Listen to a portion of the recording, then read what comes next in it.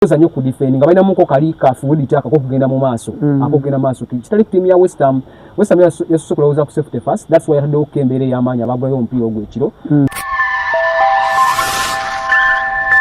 Luba Lusawa TV mazima ku mazima.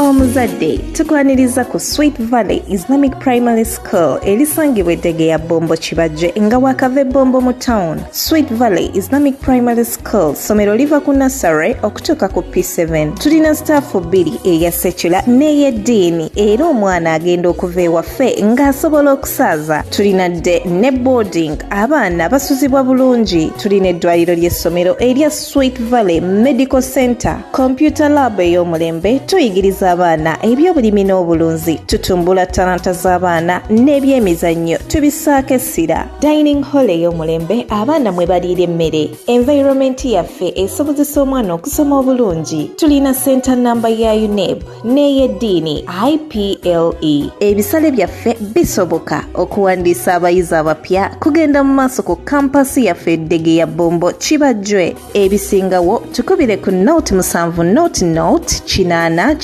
8 oba ku note 786 note 165 93.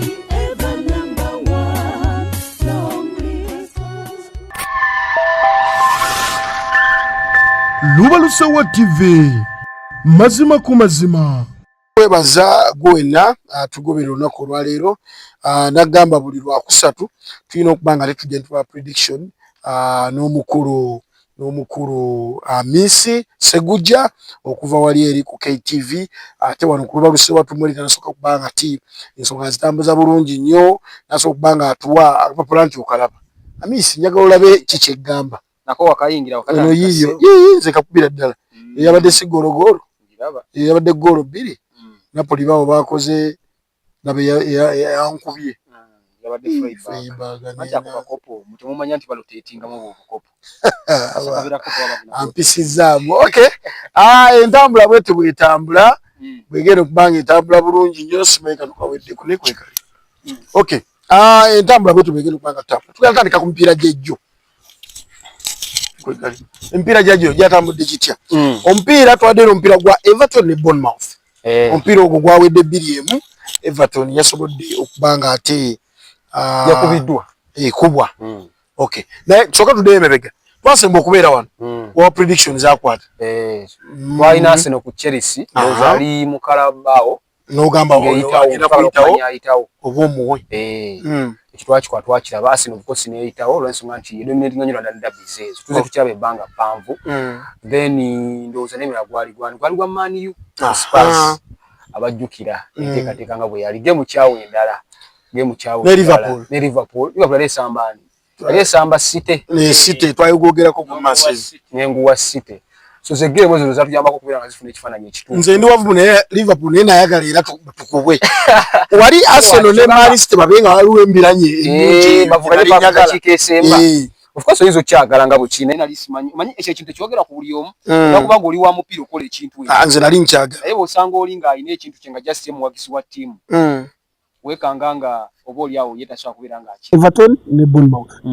omupiira ogwo gwawedde 2-1 era nga Bournemouth yasobodde okubanga ate ewangula omupiira ogwo Everton zimu kutumbula esinga okubeera stable ndoza mu Premier League ogezaako okwetegereza kasooka David Moyes ajja okomawo ng'omutendesi olaba nga bintu bingi bibadde bikyuse kino kizibu okubeera nga ate ogikuba bayirawo ogezaako okwetegereza because nomwegeza okufuna okuba emipiira etaano egisembyeyo ng'ogyeko Ross yakoze gyo nga basamba ttiimu ya Bournemouth nge balumbe waka ku Goodison Stadium naye teams nga Fulham yagikuba naye kola ku Brighton ku Leeds yakola 1-1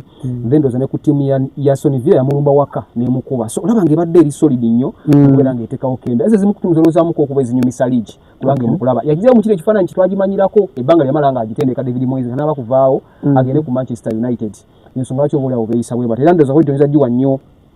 squad ye gyasambisa because n'abasajja bendowoozamuko okuba abakaluba kati awo ag'ekisaawe abasambi oba oliawo ab'enjawulo ku lwange bensuubira abasambi nga ba Edisa Gana Gweye abasambi nga ba Nyonindaye nono Gaye ali mu maaso ono omulenzi abanoonyeza goal amanyiddwa nga Theo Balo mu Faransa nti balina consistency ey'amaanyi bakulemera paka ku ddakiika ezi that's why balabise bulungi nnyo nga basamba olunaku olwajjo lwakuba nti omupiira gwaganya okubeera nga guvaayo era of course Bournemouth ne bakuba nti ttiimu zino eziri average zaagala okufaanagana eziri 50-50 mu nsamba weekanga nga ebeera ekozesa obulungi emikisa gyayo evamu nga ye champion naye ng'olowoozaamuko okuba basobola okubeera nga bateekawo kembeera ttiimu ez'ensumbu okusiba mu beeti Bournemouth Brentford Newcastle ne Crystal Palace ziri ttiimu nnya ttiimu ezitegeera bulungi nti leero naali mu mbeera ki leero naali mu mbeera ki kati laba omupiira gwa Spurs gwaba Newcastle kyamazima Spurs takoze bulungi Spurs ndowooza obuzibu bwalina ndowooza consistency kubanga abajika ne campaign ewedde Spurs ne tiimu ya Manchester United zimu ku tiimu ezamula mu fece 15 n'ekye 16 ngakwate zaali ku Bulaaya nga zisamba because batwana ne final ya Europa League abajjukira obwo omulundi naye Spurs kasookedde ndowooza omutendesi ajja ne Thomas Frank ebintu byakoze kubanga ndowoozamuko okuba nti bibadde tebikwatagana bulungi ensonga nti bw'asamba ku Bulaaya n'akomawo then newaka olaba ng'ebintu oba olabibadde tebimakinga yensonga lwaki oba oliawo olaba ng'omutindo gugudde Newcastle ezintumu zezisinga okubeera stable by the way naye eri ku Bulaaya tekyakigaana ne Spurs nti obuzibu ogisumbu ebadde consistency osobola kubeera ng'olirayinga ku tiimu eno game in game out n'ekyokubiri beereza mu kyetuyita ekya small team mentality nti abasanda benjala babadde ku tiimu ya Spurs nga ba Harry Kane ba Heung-min Son naye yavaawo Son yavaawo n'agenda matula Spurs ate kati makebe nnyo era kati okumutumayo ggoolo olina kubanga oli musibi nnyo kati balina bazavi Simons abasambi nga basolanke ba Odabat then ne bakolo muwani olaba ziva wala nti consistency ebadde ebuze that's why omutindo gwabwe si mulungi leze zimu ku timu bayida ezo lowoozamuko okuba ezibadde struggling nga campaign eno nti bogezawo kugimagamaga yakoma ofuna obuwanguzi ndowooza mu liigi oyinza kusikamu mabegeeri ng'esamba tiimu yali ya Crystal Palace mu December nga 28 wakati kati awo wonna olaba nga tefunye obuwanguzi fine mu Champions League ebadde ekola bulungi because ezimu ku teams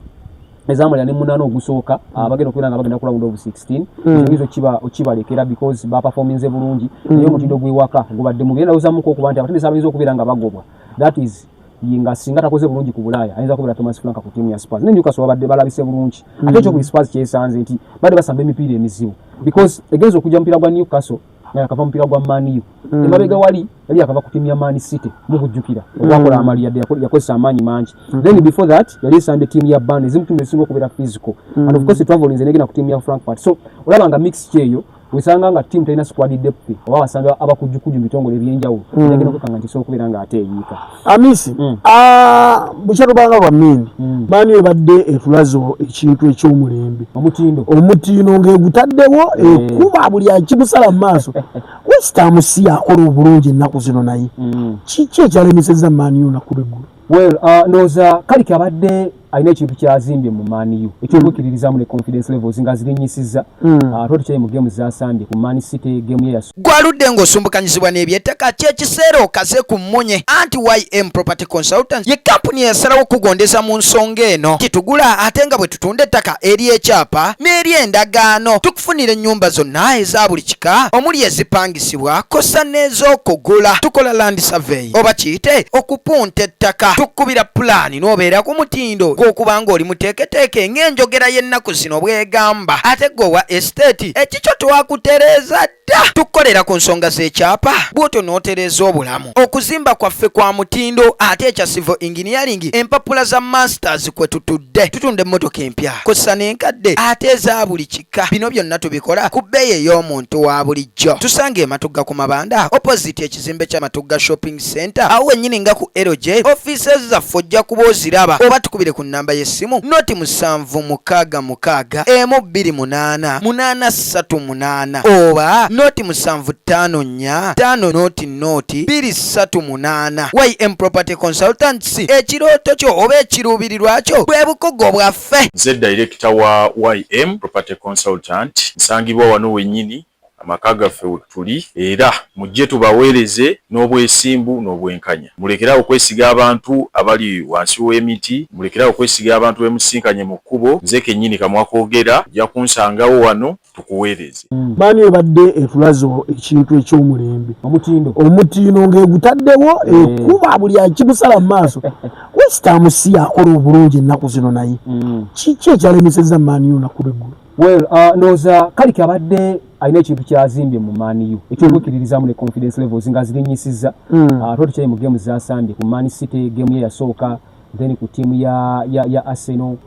ku team ya Spurs of course ne ku team ya Fulham enayisa jabadde yeyisiza abadde alumba kumpi kuwangula mpira gwa kutaano kyendowoozamuko kuba nti kyaganye omanyi obuzibu bwa teams ezisambu mpira guli open size zimu ne team ezisambu mpira ogwa low block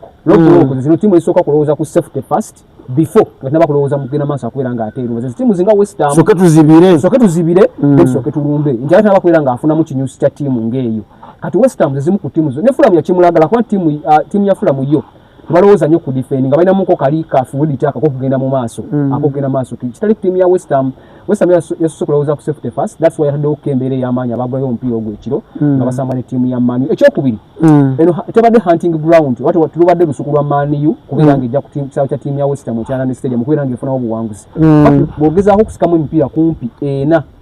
esatu egisembeye mabega Man U ng'ekyakusaawe kya team ya West Ham yabadde tefunawo obuwanguzi bulungi atugobera obadde ogobera bulungi fix kyeno ekisaawe kya West Ham va ku bino nti Man U ekyadde ego n'agikyalya no wabula kulanda ne stadium West Ham weekyaliza Man U gamize emipiira kumpi esatu egy'omudiringanwa nga tefunawo obuwanguzi so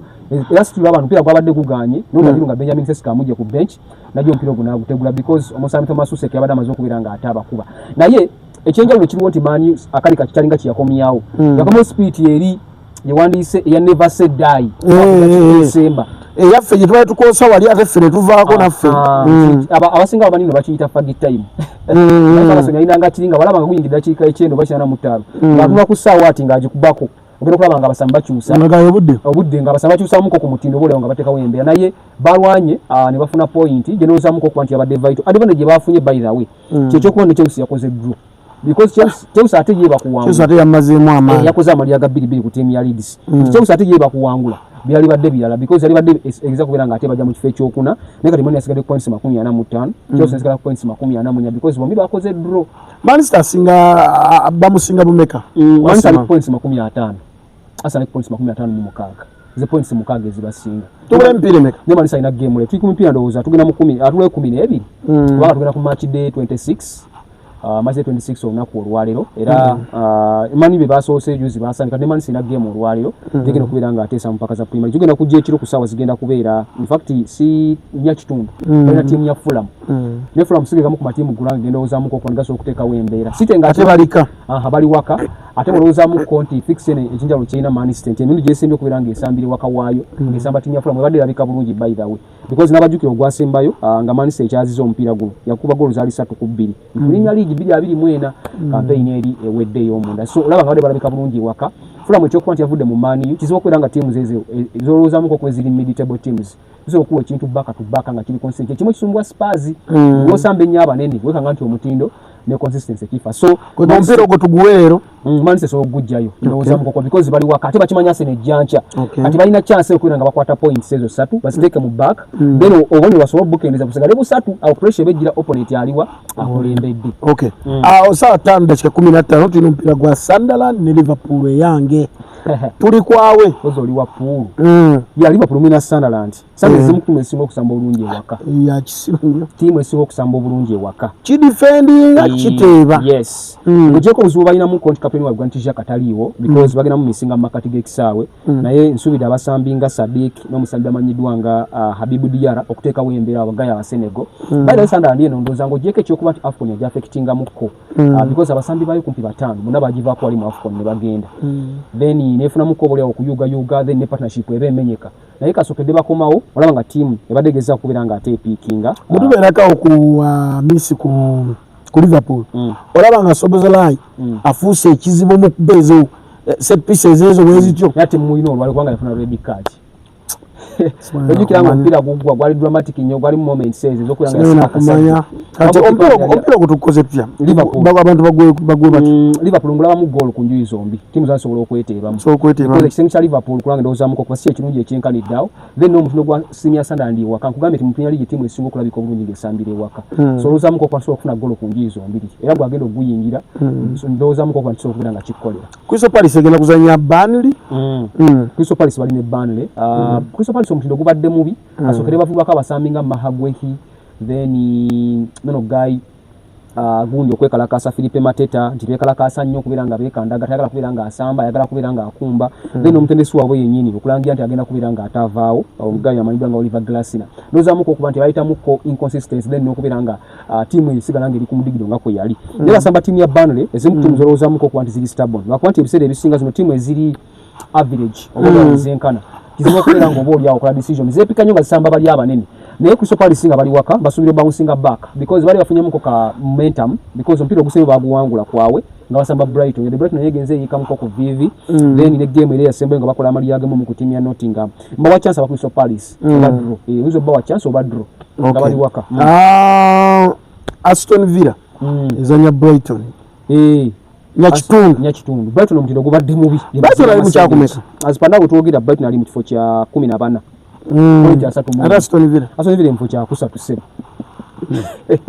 ali mu kusatu yezo butamuoyo Aston Villa mfo kya kusatu asamba Brighton balina muke ebizibu nga bwe kyogeddeko nabo mutindo gubadde guyiseemuko kyendoozamuko okuba nti bakositinze naye Aston Villa bali maka gaabwe basubira okuba musinga baka nangi okera nga bateekawo kembera because Brighton yakoma okuwangula omupiira ngesamba tiimu ya Man U abajukira omupiira gwazikira goals ali 2-1 era omusambi balidanga gulu n'omusambi olubeke nga bateera wakati kati awo wonna olaba nga badde bakola bukozi mali then n'okuluzinga n'ogwasime previous weekend of course baguluzinze ku tiimu yabadde ya Crystal Palace so Aston Villa mbawa chance alwaka ku Villa Park okubeera nga bawangula because bakimanyi nabo bajja mawanga Aston tena samba basi okubeera nga ate bagujjayo naye baligira ate binaddako okay tuogere ne ku mupiira ndooza ogwenca ogwa Arsenal egenda kuba ezanya Brentford ezo tiimu za nemezo lwaki tezitegerekeka Brentford yoyo era akuba nakuba empiira ebiri okutawona bamukuba esatu kati gw'omwesiga kati n'alyoka akulaka n'akulekayo